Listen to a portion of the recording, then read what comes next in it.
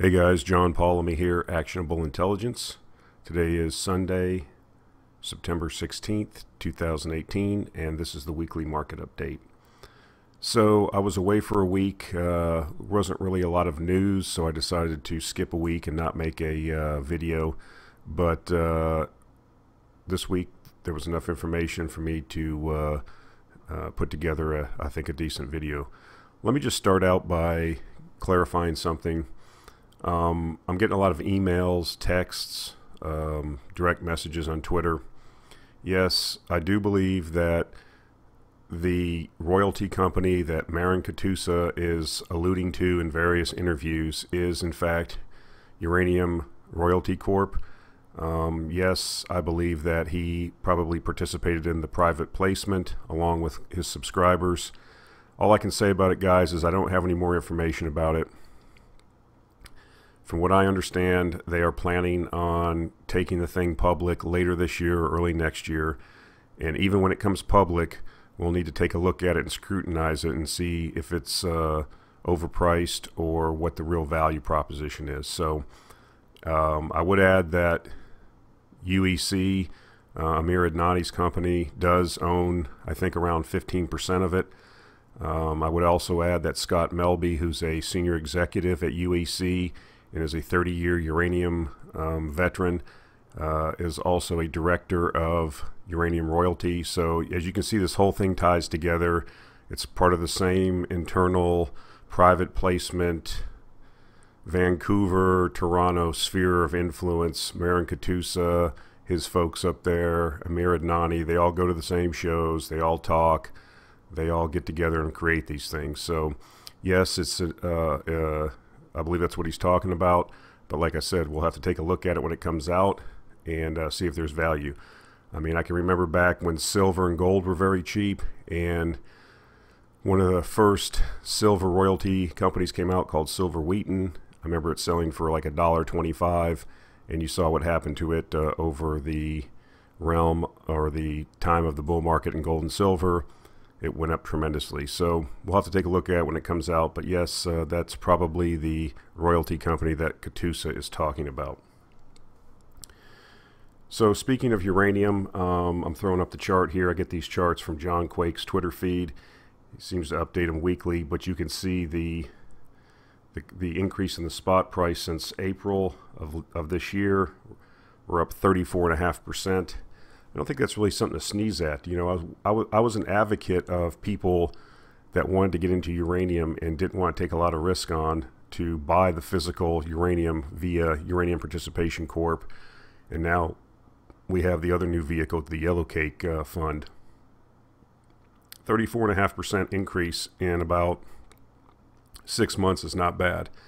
So I would say that I think there's some disappointment among a lot of investors because even though the spot price is up, uranium stocks appear to be lagging. Here's a chart of Cameco. You can look back to, approximately April and May. It made a high in around 12, and then it's been trending down about 25% since then. So it doesn't make a lot of sense sometimes that a lot of the uranium stocks seem to be diverging from the uranium price. But I can pretty much guarantee you that if the uranium price continues higher, the stocks will in fact catch up. It's just a matter of time. So focus on the medium and long term. Focus on the uranium price. If the uranium price goes up, you will see the stocks eventually move higher. So there's been some discussion on Twitter and some other places about seasonality. I don't get it. This is all short-term stuff. I really don't care about it.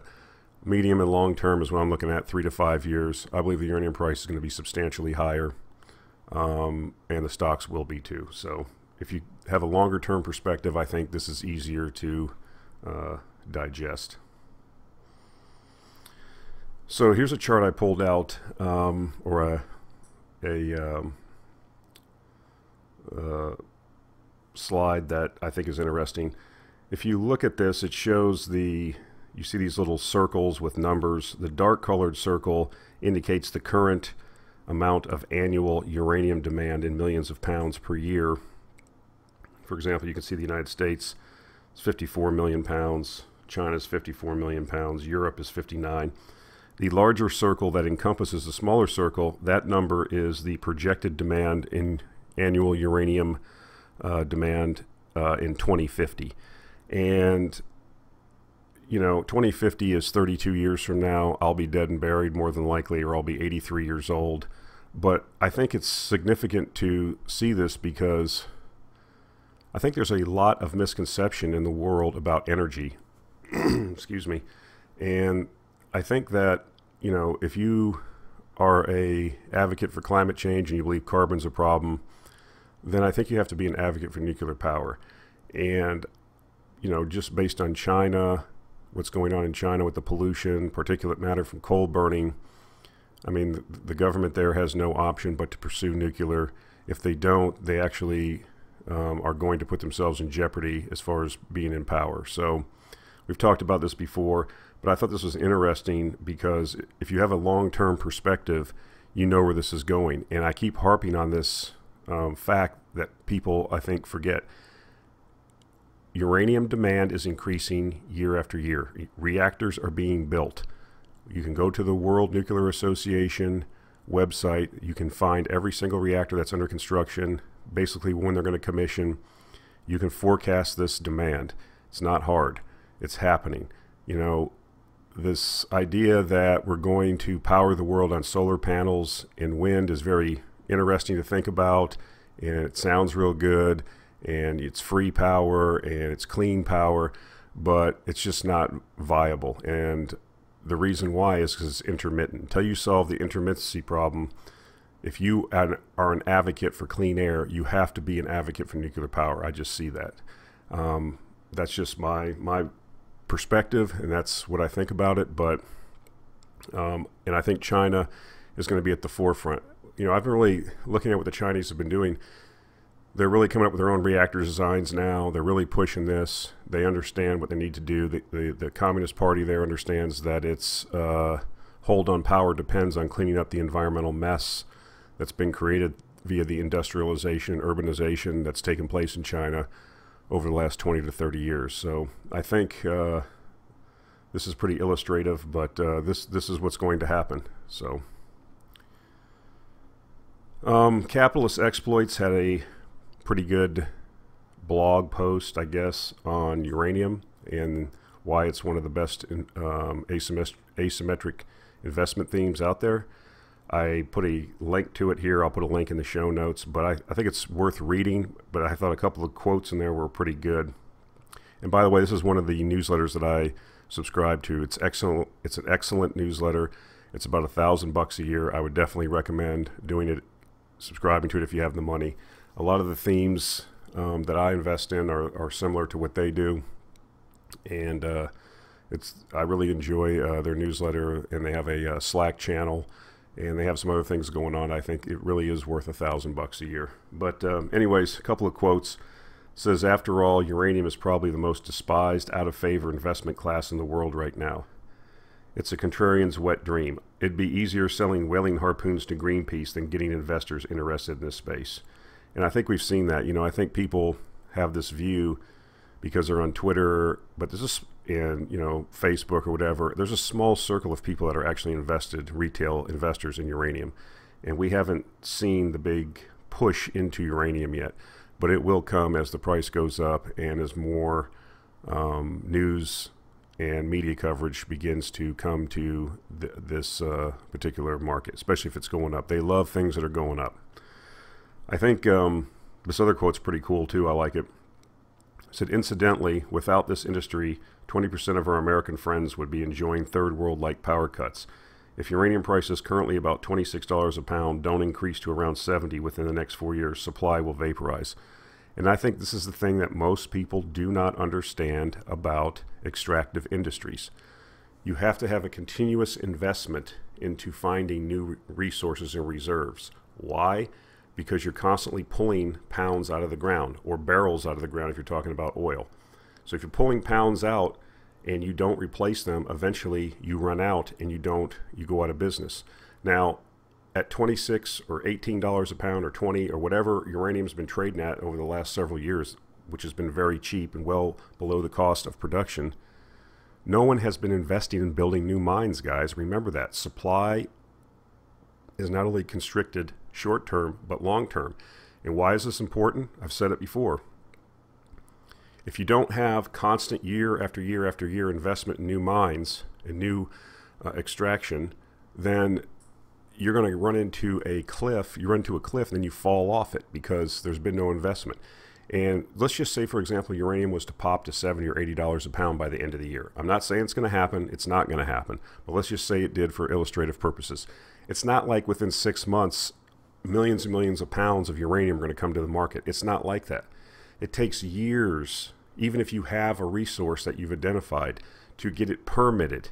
Imagine trying to get a uranium mine permitted nowadays, especially in like someplace like the United States or Canada. Yes, Canada's a mining-friendly jurisdiction, but it's still going to take time and effort. You're going to have to get buy-in from the provincial government, the federal government, First Nations. There's all kinds of permitting and studies and comment periods and all this other crap that goes along. Then after you get the mine permitted, which takes years, now you have to go out and get the thing financed. So you got to go make your rounds around the bankers. You got to go on a road show. You got to get the financing in place. Now you got to start doing procurement of all the mill parts and mining equipment and all the things that you need. Then you got to build the mine. Then you got to commission the mine. Then you got to start mining and work through all those bugs. So, typically that whole process can take, 10 years plus. So even if we get this surge in uranium prices, which I think we will, we will get over the price that it costs to extract it, and that will draw capital in. It's going to take years, guys. That's why I think this is a tremendous opportunity. Because when the price goes up, they're still building mines. The demand's increasing, but the supply is not. The investment in new supply is not coming. That's the whole investment theme, guys. So going back to my earlier assertion about, I love this because, people. I work in renewables. I work on them. I build them. I think they have a place in certain areas, but we are not going to run modern industrial information and technological societies on intermittent wind and solar. It's not going to happen. It simply will not happen. And the reason why is illustrated in this chart. As man's ascent has went from hunter-gatherer to urbanized technological industrial societies, his went through several transitions in fuel. And the reason he has done this is because as things become more energy intensive, you have to find more energy intensive fuels. And here's what I'm talking about. Look at the top, firewood. So this MJ means megajoules. It's a measure of energy, let's just say, and it's all measured in kilograms. So even before firewood, people were using dried animal dung. It's even less, has less energy in it than firewood. But let's just start this with firewood when our ancestors were running around in hunter-gatherer societies. 16 megajoules per kilogram. And then, they moved on to once the steam engine was discovered, and not even before that for heating purposes, very dirty coal was used. You can see as you go down the line, the amount of fuel per kilogram increases. Then you get to the petroleum age and you see natural gas and crude oil, and you see, there's a reason why we use gasoline in cars, in trucks and planes. It's not because the CEO of Exxon wants to kill your kid with noxious fumes. The reason why we use it is because it's highly easily available and found, and it's very energy intensive. A gallon of gasoline is very energy intensive.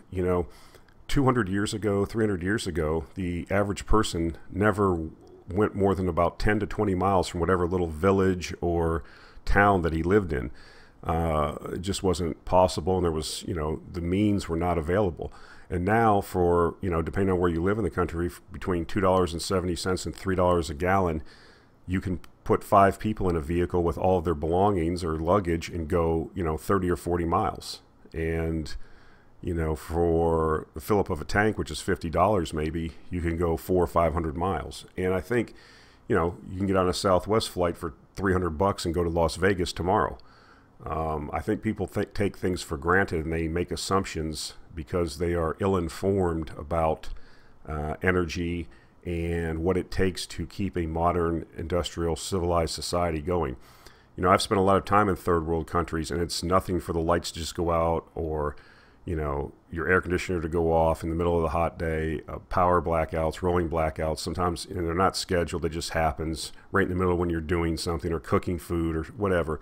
And it's not a very interesting or fun thing to be involved with. So I think, you know, the ability to walk over and flip a light switch and have it come on 99.98% of the time here in the West is something that people take for granted. And I think if you look down at the bottom where you see uranium in a typical reactor, 500,000 megajoules per kilogram of uranium. Look, that's just amazing. And that's why I say that uranium is the cheapest and best source of power. It's, you know, I understand solar panels. I understand the technology around wind. I build renewable facilities.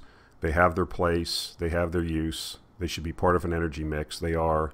But we are not going to run this world off 100% renewables. It simply isn't going to happen. So I think that if you are a rational person that understands physics and math and economics, then, you know, you can make your choice between crude oil or natural gas, coal, or nuclear for base load power. You're going to, I think you're going to have to, you know, look at uranium and nuclear power. So I just wanted to illustrate that because I think people take that for granted. They don't really understand. And in the end, economics will win out. I mean, the Germans have tried this as a little experiment with renewables. Energy costs have soared. They're going to do the same thing here in California. And what they're going to see is their energy prices are going to go up, and they're going to import power from the hydro facilities in Washington and from Arizona and Nevada. That's from natural gas-fired plants there and nuclear plants in those states. So that's what will end up happening. Here's a video. I'm going to try to get it to play here while I'm talking of why I think it's important to really understand base load power and how important it is. This is what I'm going to show you is a video of an electric arc furnace. This is kind of the main way to make steel nowadays. You have this big iron cauldron and you dump either scrap steel into it or iron ore pellets, and you insert these two or three of these huge graphite rods down into the kettle.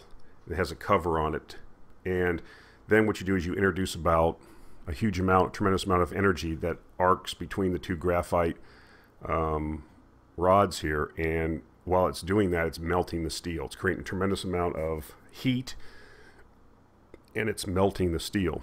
So it's very violent, it's very energy intensive, and once the process starts, it really can't stop. And if you're going to have blackouts and run your energy grid on intermittent dirty power, you're not going to be able to have technology. You're not going to be able to have products. People forget. I mean, we have this big thing now, Silicon Valley and Alphabet and Facebook and technology. But in the end, men have to go into the earth and extract metals. Men have to go into these hellish conditions and make steel still. Your car is made out of steel. The rebar and this concrete everywhere around you's got steel in it. And people forget these things. And I want to show you this because this is 100 or 200 megawatts going through this thing. And once this process starts, like I said, it cannot stop or you're going to ruin the product. And I just wanted to illustrate how violent and intensive this process is. And let me see if I can get it to play real quick. I don't want to waste too much time on it if I can't. So this is, I don't know exactly where this is at, but I want to just forward it. You see they put the cover on. I'm going to take it to the most violent part where they actually start the process.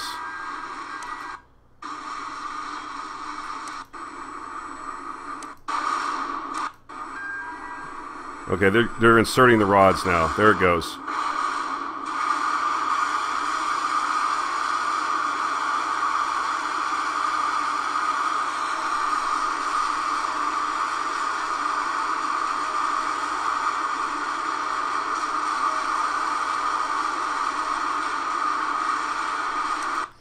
Okay, so I mean you can go look that up on the internet yourself, but what I wanted to illustrate there is that's not happening in Nepal or Bangladesh.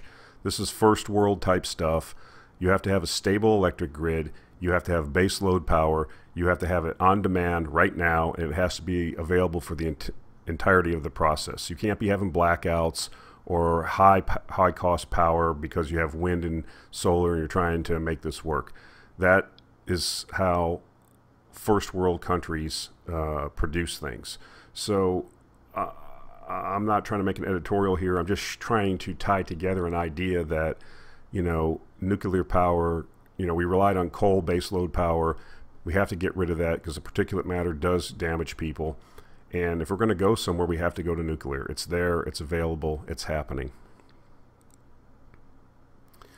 Okay, I want to jump to oil real quick. This is a slide I got from the Tidewater. Tidewater is now the largest offshore service vessel provider for offshore drilling.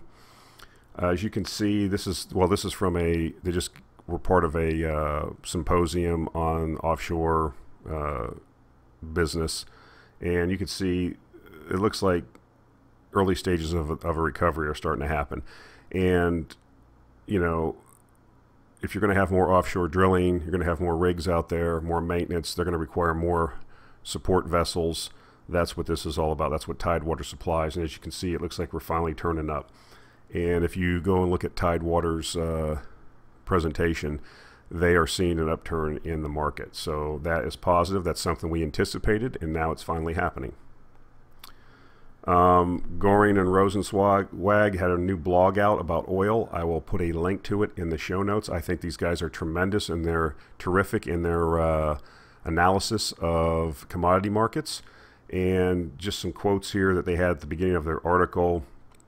I just want to, you can take a look at them here. You know, we've talked about this before. Second half of this decade, total capital expenditures by large oil and gas groups is projected to fall almost 50%. We've shown that chart several times in previous videos. The industry has largely abandoned new investment in the type of mega projects from Arctic exploration to Canadian oil sands, which were once its forte. The big one at the bottom I like is big oil is sowing the seeds for a super spike in crude prices above $150 a barrel. And here's just one of the things that GNR wrote in their blog. These are their words. Investors consider the drop in conventional non-OPEC production to be immaterial given the surge in U.S. shale oil production. However, our analysis suggests investors are completely underestimating the future impact of declining conventional non-OPEC production that still represents 45% of world oil supply. So, you know, demand is relentless. We've talked about it before. We're going to crack the 100 million barrel a day in demand here in the next 6 months to a year.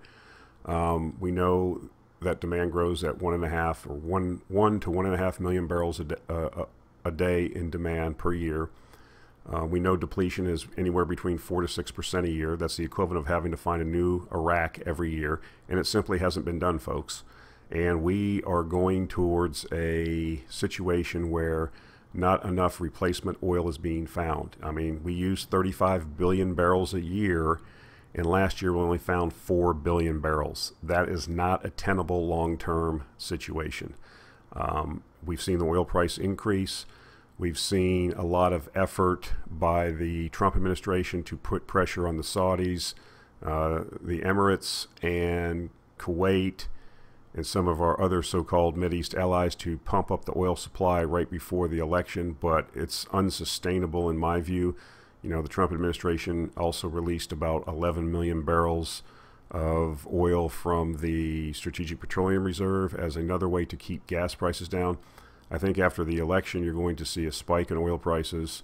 The foot's going to come off the accelerator, and they're going to have to, you know, pull back. I mean, you can't run these fields fully like they're doing. Not only that, the Iran sanctions are going to take effect. That's part of the reason why Trump is asking our so-called allies to backstop their play by increasing oil production to compensate. But I think that all stops after the election, and I think, you know, over the next 6 months to a year, we see that move to $100 a barrel I was talking about. I think there's tremendous value in various oil service stocks. I've said it before. I think the turn is coming. You can go look at some of the drillers' presentations. Even Ensco now is saying in their recent presentation that they're beginning to see a turn in the market, and it's starting to grab hold. So We have taken positions in the Actionable Intelligence Alert newsletter that I think are going to take advantage of these situations. I would also say, like, even in the free picks that I put up, you know, look at a company like Trican Well Services in Canada. I mean, it's just got decimated.